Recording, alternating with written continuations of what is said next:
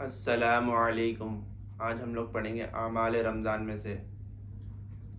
کل جو ہم نے پڑھا تھا پہلے عشرے کے اعمال، تو آج اس کا دوسرا ہے عمل نمبر 1، روزہ۔ روزے کو عربی میں صوم کہتے ہیں، اور صوم کے لفظی معنی رکنے اور بچنے کے ہیں، اور شریعت کی زبان میں عبادت کی نیت سے طلوع فجر سے لے کر سورج غروب ہونے تک کھانے پینے اور جنسی شہوت پوری کرنے سے رکے اور بچنے رہنے کا نام روزہ ہے۔ روزے کی اہمیت۔ روزہ ان عبادات میں سے ہے جن کو اسلام کا شعائر نشانیہ قرار دیا گیا ہے۔ توحید و رسالت کے بعد نماز، زکوٰۃ، روزہ اور حج اسلام کے ارکان کہلاتے ہیں۔ روزے کی اقسام: فرض جیسے رمضان کا روزہ، واجب جیسے نذر و منت کا روزہ، نفل روزے، عاشوراء کا روزہ، ایام بیض کے روزے 13، 14، 15، شوال میں عید الفطر کے بعد 6 روزے، مکروہ روزے، ایام تشریق اور عیدین کے روزے۔ ان سب میں رمضان کے مہینے کے روزوں کا درجہ سب سے زیادہ اور فرض ہے۔ رمضان کے روزے رکھنا ہر مسلمان مرد عورت عاقل بالغ پر فرض عین ہے۔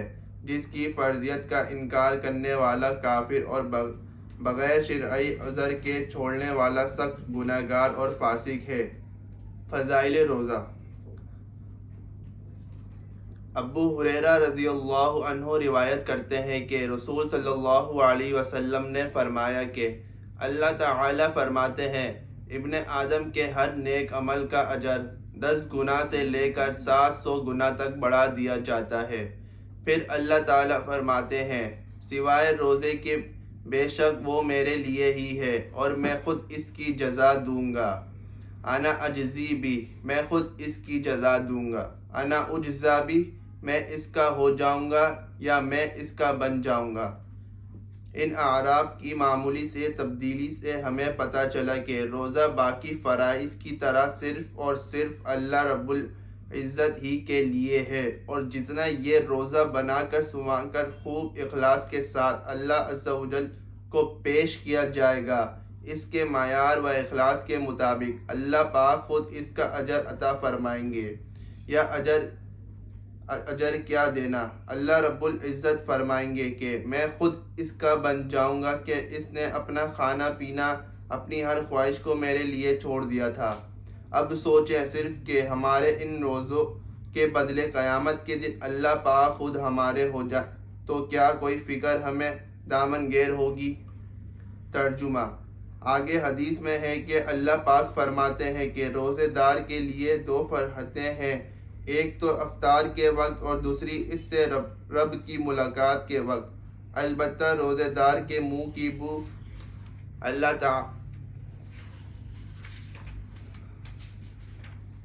تعالیٰ کے ہاں کستوری مشک کی خوشبو سے زیادہ پاکیزہ ہے۔ روزہ ڈھال ہے۔ حدیث: روزہ بارگاہ خداوندی میں سفارشی ہے۔ روزہ اور قرآن بندے کے لیے بارگاہ خداوندی میں سفارش کریں گے۔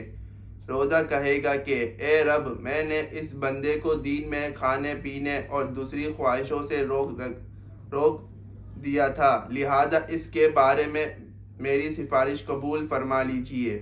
وعید: شرع جیسے روزہ چھوڑنے کی اجازت نہ ہو اور عاجز کرنے والا مرض بھی لاحق نہ ہو۔ اس نے اگر رمضان کا ایک روزہ چھوڑ دیا تو عمر بھر روزہ رکھنے سے بھی اس کی چھٹی ہوئی فضیلت کی تلافی نہ ہوگی، اگرچہ بطور عمر بھر روزے بھی رکھ لے۔